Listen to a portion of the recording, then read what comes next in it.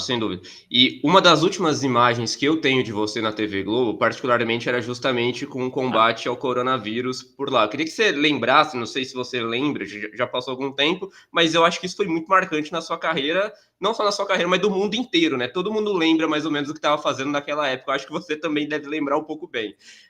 Se você puder, Marcos, fazer um exercício das primeiras notícias do vírus até a explosão da pandemia. E também, se você lembra, como é que foi para você aquele primeiro trimestre de 2020, até você ser efetivar. A Globo derrubou vários programas e tudo mais, mas um pouco antes disso, você lembra como é que você estava até acontecer tudo aquilo que a gente eu era viu repórter do acontecer? Jornal Nacional, e vinha fazendo. Eu era repórter do Jornal Nacional durante a semana. Aos finais de semana, eu fazia as folgas do Jornal Hoje. Na época era a Maju, que apresentava o Jornal Hoje. E, Verdade, sim. e eu lembro que eu fiz algumas reportagens. Eu fiz uma das primeiras reportagens de coronavírus, eu acho, aqui em São Paulo, para o Jornal Nacional, como a Prefeitura de São Paulo se preparava, porque a gente já estava vendo casos. A doença tinha surgido na China, foi para a Europa, fez aquela Uhum. tragédia na Itália, depois foi com mais força para os Estados Unidos e a gente sabia que ia chegar no Brasil. Devia ser novembro, dezembro, janeiro.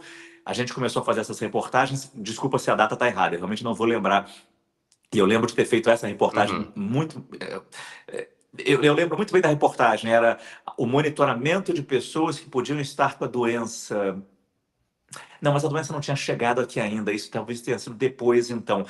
Desculpa, eu não vou lembrar realmente as datas ou as reportagens que eu ia Aham. fazendo. Mas eram pequenas reportagens para o Jornal Nacional, como a cidade se preparava, mas principalmente no Jornal Hoje aos sábados, como o mundo estava enfrentando aquilo. E o mundo já enfrentava aquilo. A China já estava, eu lembro da notícia, construindo hospitais em 5 dias. Aqueles hospitais de lata modulados.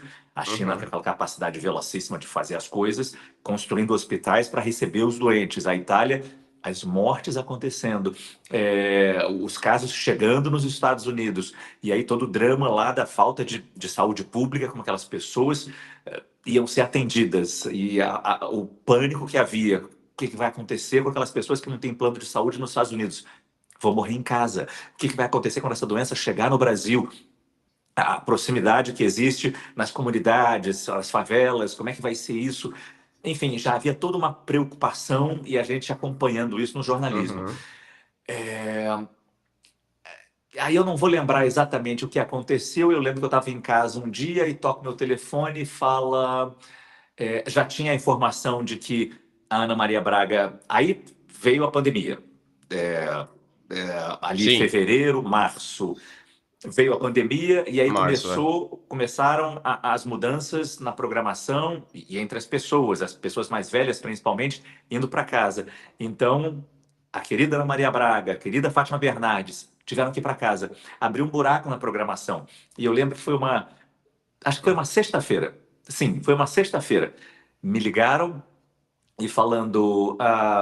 Foi ideia do Ali Camel, que era então diretor-geral de jornalismo, né? O Ali, Uhum. o jornalismo vai fazer esse programa e o Ali quer que você apresente.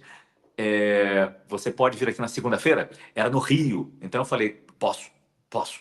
É, Era um convite ou era uma intimação? Era um convite, mas nessas horas de pandemia, soa como uma intimação, né?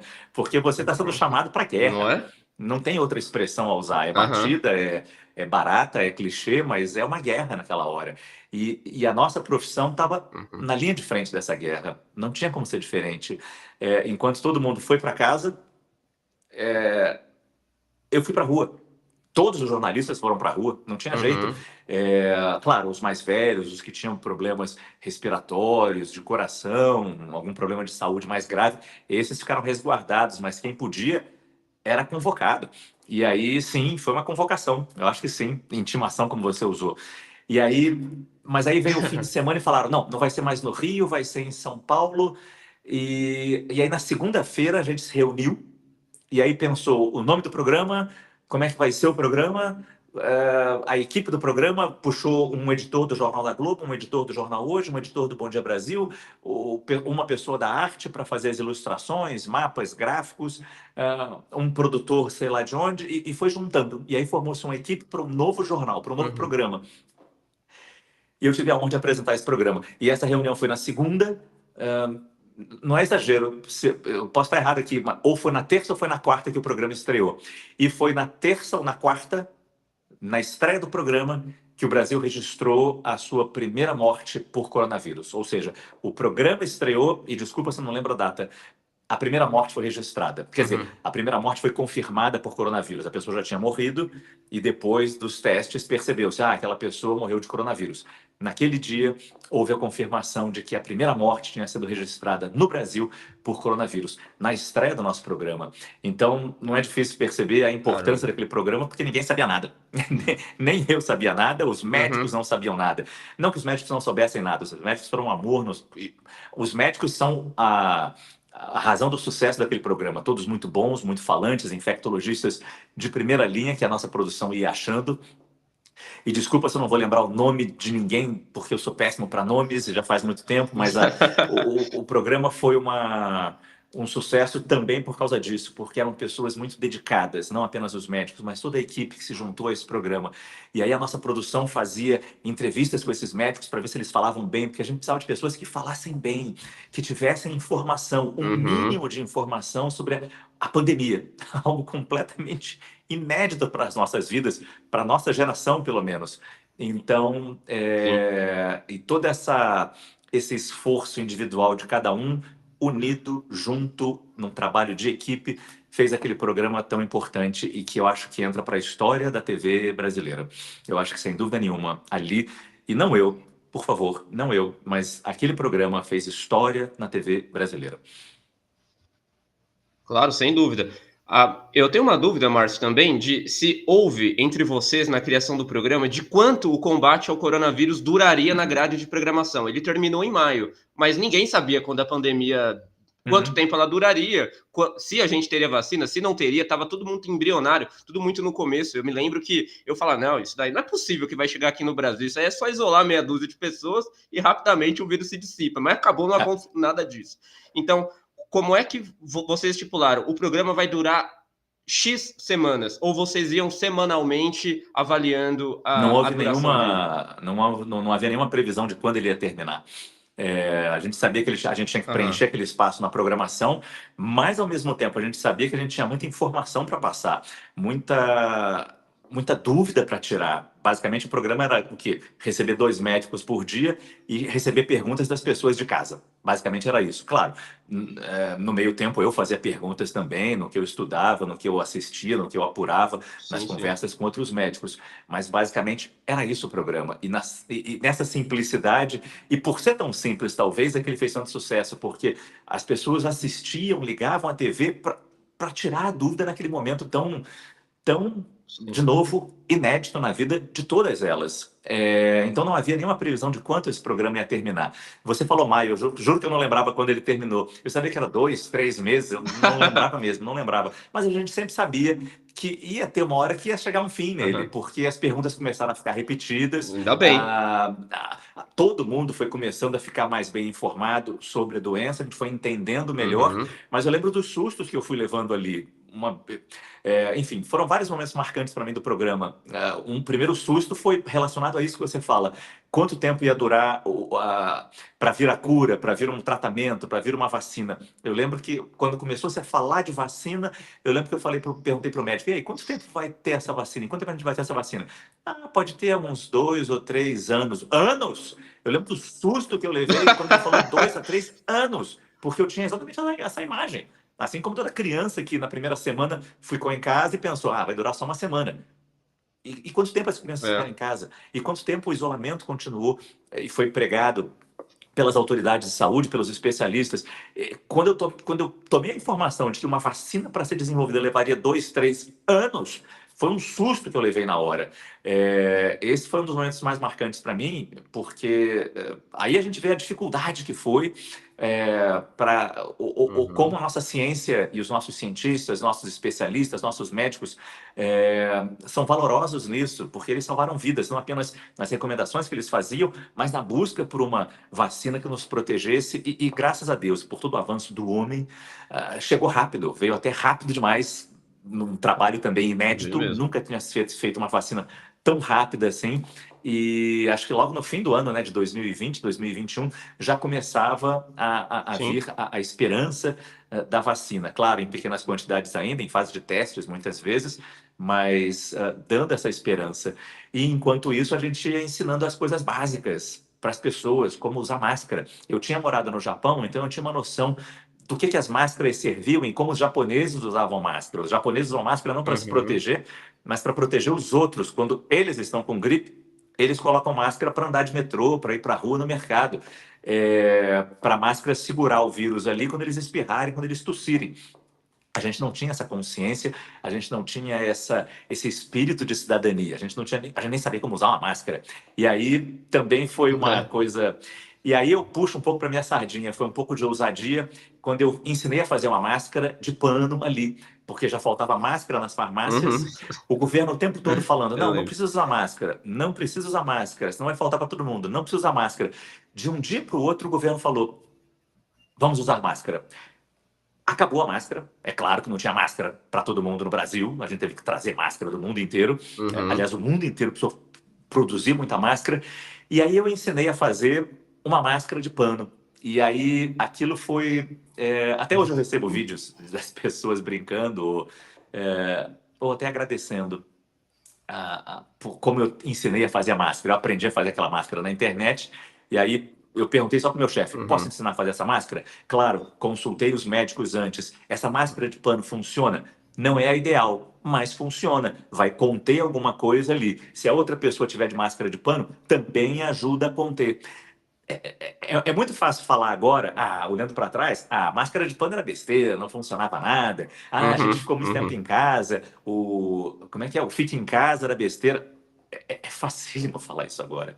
É a coisa mais fácil do mundo Uhum. viver olhando pelo retrovisor. Eu sabia que aquilo iria acontecer. Na época a gente não sabia. Na época a gente não sabia nada Não, daquela não doença. O sabia. que a gente sabia é que tinha gente morrendo na China, mas os números não eram muito claros. E tinha gente morrendo na Itália. E ali os números eram claros. Então a gente tinha que se proteger de qualquer Sim. maneira, da maneira que a gente pudesse. Vai fazer mal para a economia. Gente, eu prefiro me manter vivo, desempregado, do que. E eu sei que é terrível perder o emprego. Eu sei como as pessoas sofreram, como negócios sofreram, como empresas sofreram com o Fique em Casa. Mas não tinha alternativa. Não tinha alternativa. A gente olhando para fora, vendo o que estava acontecendo. Como é que a gente vai se proteger? Ninguém sabia nada daquilo. Então, ensinar a fazer uma máscara de pano ali era aquela contribuição que a gente podia dar naquele momento para tranquilizar as pessoas. Olha, com isso aqui você pode pegar o seu ônibus, com isso aqui você pode ir ao mercado com um pouco mais de segurança para não pegar essa doença tão misteriosa e tão desconhecida. E o quão estafante foi esse período para você, Márcio? Porque em uma realidade que a gente não sabia o que ia acontecer, cheio de cuidados, né? Imagino que quem era escalado para trabalhar naquela época, principalmente você diante das câmeras, com um programa diário, com muito trabalho, com muita informação, o quão estafante foi esse recorte da sua jornada profissional num momento tão importante e histórico e único. E espero que não volte nunca mais esse momento para a história do Foi mundo, muito né? estafante, profissionalmente e pessoalmente falando, porque eu saía para ir para casa, mas via minha mulher presa em casa, meus filhos presos em casa, no auge da juventude Uhum. deles. Em 2020, eles deviam ter, sei lá, 12 anos, a minha filha menor, meu filho maior, 15, 16 anos. Então, era terrível vê-los presos em casa, sem poder encontrar os amigos, sem poder e o peso disso para a saúde mental foi de muito sofrimento, muito sofrimento. E ao mesmo tempo, como você falou, do trabalho, de ter que acompanhar o noticiário. Eu trabalhava de manhã, o programa era de manhã, e depois eu ia para casa, e à tarde tinha o então ministro da Saúde, o Henrique Mandetta, Ele fazia todo dia uma Uhum. entrevista coletiva. Aquilo também foi algo sensacional, fenomenal. Ah, o ministro Mandetta ali, muitas pessoas fazem algumas críticas a ele, mas ali eu tiro o chapéu porque era a maneira que se tinha de disseminar informação.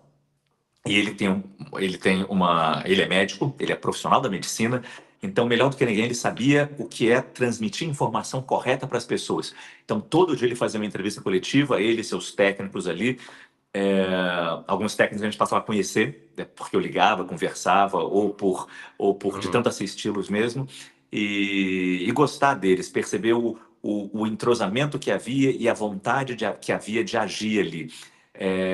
E essas entrevistas eram muito boas porque eram muito transparentes, muito sinceras, muito verdadeiras, e todas as recomendações de saúde eram importantes ali. Do isolamento social, o de usar máscara, quando começou-se a usar máscara, é, é, Uhum. o, os remédios que muito se falava na época, não, esse remédio não funciona, não adianta nada, cuidado com esse aqui, o que evitar, o que pode ajudar. E eu tinha que assistir aquilo ali, porque a partir daquelas entrevistas coletivas, no dia seguinte, muitas das pautas que a gente trazia ao programa eram baseadas naquelas informações quentes ainda, recentes, e de novo, novas, inéditas para todo mundo que nunca tinha vivido uma pandemia. Então, eu ficava trabalhando o dia inteiro, praticamente. Eu ia para casa e ligava a televisão e ficava Nossa. acompanhando, ou no computador, claro, na internet, como a doença se desenvolvia em outros lugares, conversando com pessoas, médicos, e assistindo às entrevistas coletivas, conversando com gente do governo. E no programa, uma curiosidade é que também, dentro desse ineditismo, o cenário era basicamente duas tapadeiras laterais azuis. O fundo tinha um Aham. telão onde jogava-se informação, gráficos, números, e a bancada era meio que improvisada. Eu não lembro de que programa era. Aquela bancada era adaptada de algum programa de televisão. E aí, no Uhum. primeiro dia, na primeira semana, o Ali Campbell falou, porque eu entrevistava médicos todo dia, e todos os dias eram esses médicos que estavam na linha de frente do combate à doença, eram infectologistas. E no comercial, eles conversando entre eles, falavam: estou com um paciente grave agora. Chegaram mais dois, está faltando leito em tal lugar, não sei o quê. Putz. E eu, de frente com aqueles médicos que podiam ficar doentes e transmitir a doença para mim e para o pessoal do estúdio. Então a bancada, foi o Ali que percebeu também, essa bancada está pequena, vamos aumentar a distância. Então fez-se um puxadinho na bancada para aumentar a distância dos entrevistados Uhum. e principalmente a minha distância em relação aos entrevistados, Uhum. aos dois médicos. Mas eu não fiquei doente, eu pelo menos eu nunca deu positivo meus testes de Covid-19. Se eu peguei foi assim, nunca tive a doença. Aham. Um Milagre, milagre milagre. mesmo, porque eu não fiquei em casa nenhum dia e conversando diretamente com esses médicos que, de novo, estavam ali tratando de pessoas com a doença, muitas que faleceram. Então foi realmente um milagre não ter pego a doença, mas havia ainda mais esse risco de levar para minha casa, porque aí também no meio do caminho, minha mulher teve essa ideia de levar a minha mãe e minha sogra, que moravam no Rio, para ficar com a gente aqui em São Paulo. E ficar em segurança com a gente. Então, imagina Aham. eu trabalhando sozinho, trabalhando na rua, com risco de levar a doença Nossa. para minha casa. Então, essa era uma tensão a mais nessa conta toda.